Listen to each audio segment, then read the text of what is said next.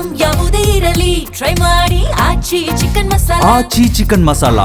ID card ಇದ್ರೆ ಮಾತ್ರ ಬಾರ್ಗೆ entry. ರಾಜ್ಯ ಸರ್ಕಾರದ ಮಹತ್ವದ ಸೂಚನೆ ಇದು. ಅಪ್ರಾಪ್ತ ಮದ್ಯ ವ್ಯಸನಿಗಳನ್ನು ತಪ್ಪಿಸುವುದಕ್ಕೆ ರಾಜ್ಯ ಸರ್ಕಾರ ತೆಗೆದುಕೊಂಡಿರುವ ಮಹತ್ವದ ಕ್ರಮ. ಐಡಿ ಕಾರ್ಡ್ ಇದ್ದರೆ ಮಾತ್ರ ಬಾರ್ಗೆ ಎಂಟ್ರಿಯನ್ನು ಪಡೆದುಕೊಳ್ಳಬಹುದು. ಅಂದರೆ ಮದ್ಯ ವ್ಯಸನಿಗಳು ಅಂತ ಯಾರಿರ್ತಾರೆ, ಐಡಿ ಕಾರ್ಡ್ ಇಲ್ಲ ಅಂದರೆ ಬಾರ್ಗೆ ಪಬ್ಗೆ ಎಂಟ್ರಿ ಕೊಡೋದಕ್ಕೆ ಸಾಧ್ಯ ಇಲ್ಲ. ನೋ ಐಡಿ ನೋ ಎಂಟ್ರಿ ನಿಯಮ ಜಾರಿ. ಅಪ್ರಾಪ್ತರ ಮದ್ಯ ವ್ಯಸನವನ್ನು ತಪ್ಪಿಸುವುದಕ್ಕೆ ಕಠಿಣ ಕ್ರಮವನ್ನು ಈ ಮೂಲಕ ತೆಗೆದುಕೊಳ್ಳಲಾಗಿದೆ. ರಾಜ್ಯ ಸರ್ಕಾರ ತೆಗೆದುಕೊಂಡಿರುವ ಮಹತ್ವದ ನಿರ್ಧಾರ ಇದು. ಗೃಹ ಸಚಿವ ಪ್ರಿಯಾಂಕ್ ಖರ್ಗೆ ಈ ನಿಟ್ಟಿನಲ್ಲಿ ಸೂಚನೆಯನ್ನು ಕೊಟ್ಟಿದ್ದಾರೆ. ಉದ್ದೇಶ ಚೆನ್ನಾಗಿದೆ, ಬಟ್ ಇದು ಎಷ್ಟರ ಮಟ್ಟಿಗೆ ಫಲ ಕೊಡುತ್ತೆ ಅನ್ನೋದು ಸದ್ಯದ ಪ್ರಶ್ನೆಯಾಗಿರುವಂಥದ್ದು.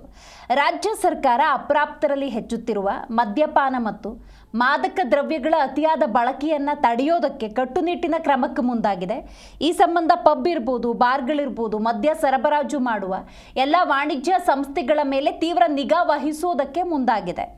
ಪಬ್ಗಳು, ಬ್ರೋವರೀಸ್, ಹಾಗೆಯೇ ಬಾರ್, ಕ್ಲಬ್ಗಳು, ಲಾಂಜ್, ರೆಸ್ಟೋರೆಂಟ್, ಮದ್ಯ ಮಾರಾಟ ಮಾಡುವಂತಹ ಎಲ್ಲ ಸಂಸ್ಥೆಗಳೇನಿದೆ ಅಲ್ಲಿ ಅಪ್ರಾಪ್ತ ವಯಸ್ಕರ ಪ್ರವೇಶ ಇದನ್ನು ತಡೆಗಟ್ಟಬೇಕು ಅನ್ನುವಂಥ ನಿಟ್ಟಿನಲ್ಲಿ ತೆಗೆದುಕೊಂಡಿರುವಂತಹ ಮಹತ್ವದ ನಿರ್ಧಾರ. ಗೃಹ ಇಲಾಖೆಯ ಸಚಿವರಾಗಿರುವಂತಹ ಪ್ರಿಯಾಂಕ್ ಖರ್ಗೆ ಅವರು ಈ ನಿಟ್ಟಿನಲ್ಲಿ ಪೊಲೀಸ್ ಅಧಿಕಾರಿಗಳಿಗೆ ನಿರ್ದೇಶನವನ್ನು ಕೊಟ್ಟಿದ್ದಾರೆ.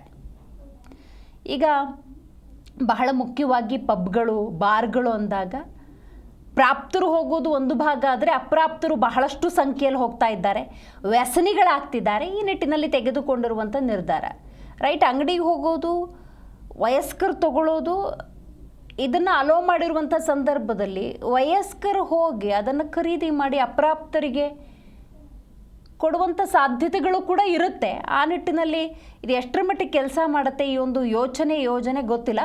ಎನಿಹೌ ಅಪ್ರಾಪ್ತರು ಏನಿದ್ದಾರೆ ಅವರು ವ್ಯಸನಿಗಳಾಗೋದನ್ನು ತಪ್ಪಿಸೋದಕ್ಕೆ ಮಹತ್ವದ ನಿರ್ಧಾರಕ್ಕೆ ಸರ್ಕಾರ ಮುಂದಾಗಿರುವುದನ್ನು ಶ್ಲಾಘಿಸುತ್ತಾ ಈ ಕ್ರಮ ಮುಂದಿನ ದಿನಗಳಲ್ಲಿ ಯಾವ ರೀತಿ ಕೆಲಸ ಮಾಡುತ್ತೆ ಅನ್ನುವಂಥ ಪ್ರಶ್ನೆ ಹಾಗೆ ಉಳ್ಕೊಂಡಿದೆ.